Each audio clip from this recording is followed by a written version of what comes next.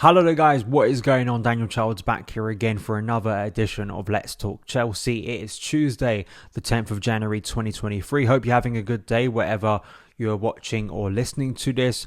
Breaking news as it was last night, the Joao Felix loan to Chelsea is nearly done, or it seems to be completed. It's moved very, very fast. We're going to get into that. Some of the reaction to the Joao Felix news since last night, a piece from Liam Toomey from The Athletic that I think is pretty important regarding Joao Felix and whether it is a smart move for Chelsea in the January window. We're also going to look at another player we have talked about before from Borussia Dortmund, and Chelsea apparently missing out on the player, or at risk of missing out on the player, to a Premier League rival. Before we get into any of that good stuff, I want to ask you guys, if you haven't already, hit that subscribe button, hit the notification bell so you don't miss any of the content on the channel. If you want to listen to this as a podcast, make sure, if you are watching on YouTube, link in the description box below. SonOfChelsea is a part of the 90-minute podcast network. So if you are listening on the podcast feed, thank you so much for tuning in. Make sure, if you are enjoying the content, please leave us a rate and review, positive rate and review. It really does help us out. But let's get into it. So Fabrizio Romano tweeting, here we go, full verbal agreement reached for Joao Felix to Chelsea, loan move with an 11 million euro fee with 100% of the salary covered by Chelsea. Before leaving, though, Joao Felix will extend his contract with Atletico Madrid until 2027. Joao Felix will fly to London in the next hours to undergo medical tests and sign. So we may be getting confirmation of this deal later today or maybe tomorrow. I guess it is maybe a more realistic time frame. Him signing a new deal with Atletico Madrid, this stacks the deal massively in Atletico Madrid's favour. I did see this yesterday, some of the reaction that Chelsea just kind of rehabbing Joao Felix for a few months, and then he gets sent back to Atletico Madrid as a better player, a more confident player, and then maybe they sell him off to someone else.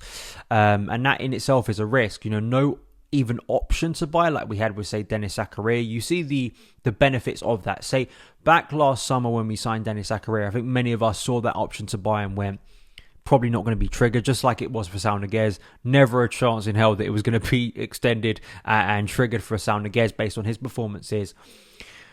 But there is also that thing of, if Joao Felix turns out to be pretty good and we don't have the option to buy, it's going to make the deal look worse and not one that Chelsea maybe should have done. It's a very reactive short-term signing. Sure, he isn't a 30-year-old player. He isn't a wasted player. He isn't someone who is beyond his best years. Likely his best years are potentially ahead of him. But he is a player lacking confidence. It is a massive expenditure in an area of the squad that Chelsea, in my opinion, did not need to invest in seriously. You can maybe see a scenario, absolutely could, and I want to be proven wrong by Joao Felix, that he comes in and he offers a creative spark, an inspiration, and energy on the ball that Chelsea haven't had for several years.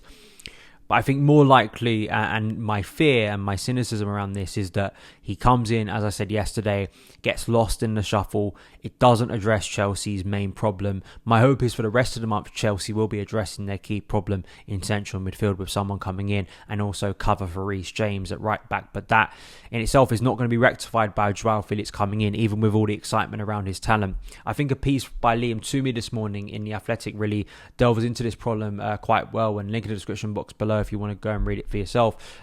Joao Felix plugs a hole for Chelsea, but is it enough? And he goes into what Chelsea may be requiring this transfer window. Also, the harsh reality of Chelsea missing out on Champions League football, which is very real at the moment. And he speaks here about sort of different algorithms kind of predicting Chelsea's points for the rest of the season.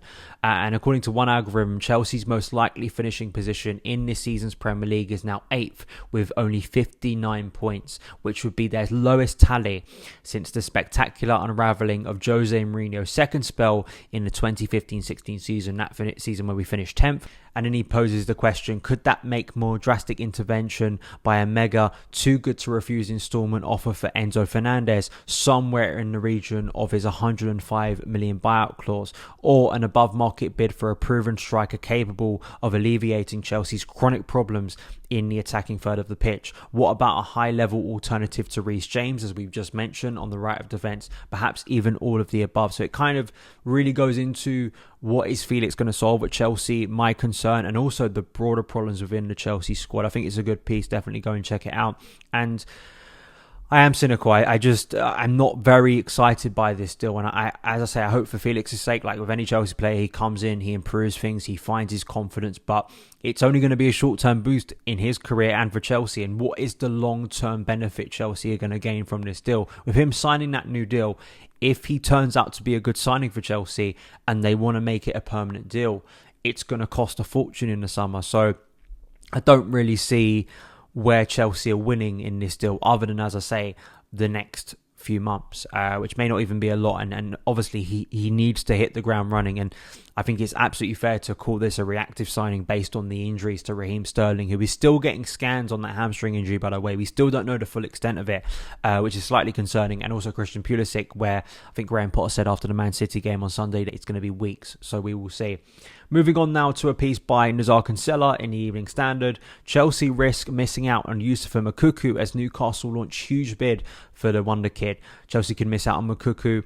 Apparently Newcastle have made a substantial verbal approach to Dortmund for their striker. The 18-year-old Germany international is thought to have discussed a deal worth over 150 grand a week to join Newcastle on a free transfer when his contract expires at the end of this season. Chelsea and Barcelona are among the clubs known to be interested in Moukoku, who played for Germany at the World Cup in Qatar. Dortmund are trying to tie Moukoku down to a new deal, but are struggling to reach his wage demands, and Newcastle are well placed to beat Chelsea to his signature. We spoke about Moukoku last month, and then we signed David Datro Fofana instead, and that's kind of my analysis on this deal. He may be a good player, but how many more players do Chelsea need in the attacking third when we're bringing in Joao Felix on loan? Of course, you look at Moukoku, it's more likely that he doesn't move this month, maybe the end of the season. But Christopher Nkunku, David Datro Fofana, Amanda Broya, Kai Havertz. Does Pierre-Emerick Aubameyang stick around? Not entirely sure. But those are a lot of names in that attacking area of the pitch, and with Chelsea maybe wanting to buy more, it really leads you to think Chelsea are going to have to cut some players this season. They really are, especially in the summer. It's such as much as signings and rebuilding the squad are important, selling is important too, and knowing when to sell players. And I just think that Moukoku, we've got David Datro Fofana. We'll see how his kind of future develops over the next few weeks. Is he going to stay for the rest of the season? He's been given a squad number, a great number in 27. Personally, my favourite number. I'd like to see him stay around for the rest of the season. But Moukoku, where are all these players going to play? And it's a risk, it really is, and it's a concern of mine that they're going to get lost in the shuffle. So I'm not too gutted. I may be more gutted when Moukoku goes to Newcastle and turns out to be the next Haaland or whatever. But, I don't think that Chelsea, again, should be prioritising players like this. I think they should be looking in other areas. Who is the next Nemanja Matic? Who is the next player who's going to come into Chelsea central midfield who won't cost the world? Say, let's look for an Enzo Fernandez alternative. Let's look for someone on the right side of the defence. Let's look for players in areas of need, a goalkeeper, areas that I think really need strengthening in the next few months. And that is a frustration, and it's a concern with me that, again, I know attack is a problem area for Chelsea, but is it so much that it goes above everything else? If I'm asking you, what are the priority areas? And you can tell me in the comments below. Out of 3, I want you to give me your top 3 priorities for Chelsea in the transfer window. Not just this window, but for the future. What would be the 3 areas? And I think if you're saying striker, I know that's your opinion, and I can understand why you'd go towards that, with especially frustration with the lack of goals we're getting. But for me, it's so abundantly clear where the priorities lie, and it's just going out and signing all of these players. I think you're potentially creating another transfer problem that we've had of kind of a cluster fruitcake, as you would say, in the upcoming months. So we'll see as well how that develops. But that is it for today's news video. I may be back a little bit later if the Joao Felix deal is announced, and we'll kind of react to whatever Chelsea say around that. But it does look like Joao Felix is going to become a Chelsea player. Let me know your feelings on that and all the good stuff in the comments below. Follow me on Twitter at SonOfChelsea and on TikTok at SonOfChelsea as well. And I will see you again very soon. All the best.